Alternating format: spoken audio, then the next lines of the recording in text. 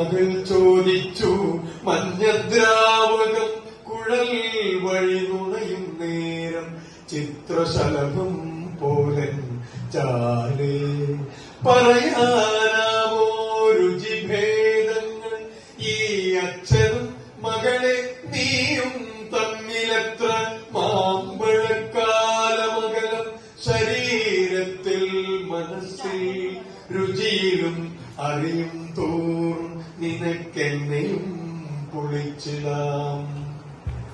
P രാമചന്ദ്രന്റെ കവിതയാണ്.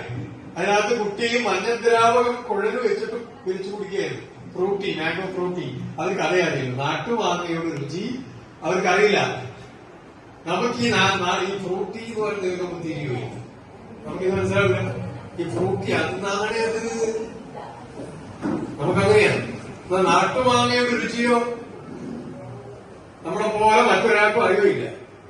ആ മാവിന്റെ ചോട്ടിൽ വീഴുന്ന മാങ്ങയ്ക്ക് വേണ്ടി എല്ലാവരും ഒത്തുകൂടി കാറ്റിന് വീഴുന്ന ഒരു മാമ്പഴം അതിലെ കൂട്ടുകാരുടെ കൂട്ടത്തിൽ മിടുക്കനായ ഒരാള് കഴിക്കലാണ്.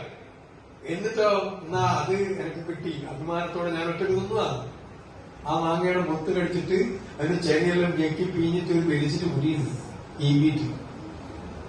ഈമ്പി പിടിച്ച് പുറത്തേക്ക് പ്രധാനപ്പെട്ട സത്വറ്റ വിരിക്ക് എടുത്തിട്ട് മെല്ലെ ആ കൊരട്ടയിങ്ങനെ ഞെക്കിട്ട് അങ്ങോട്ട് കൊടുക്കും അടുത്തയാളെ കയ്യിലേക്ക് കൊരട്ട അങ്ങോട്ട് കൊടുത്ത് പിന്നെ ഈ തോരും കൊരട്ടയും രണ്ടാളെ കയ്യിലായി. എന്നാലും തീരൂല. ഇത് കീറിയിട്ട് തോര് എല്ലാവർക്കും കൊടുക്കൂലേ? അങ്ങനെയല്ലേ അല്ലേ?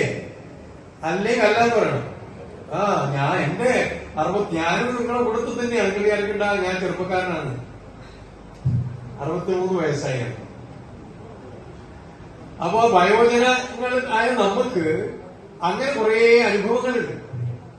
പങ്കിട്ട് ഭക്ഷണം കഴിക്കുന്ന, എല്ലാവരും പരസ്പരം ചേർത്ത് പിടിക്കുന്ന സാഹോദര്യത്തിന്റെ അവിടെ ജാതിയോ മതമോ അതിന് മുമ്പേ ഉണ്ടായിരുന്നു, ഇല്ലാതല്ല.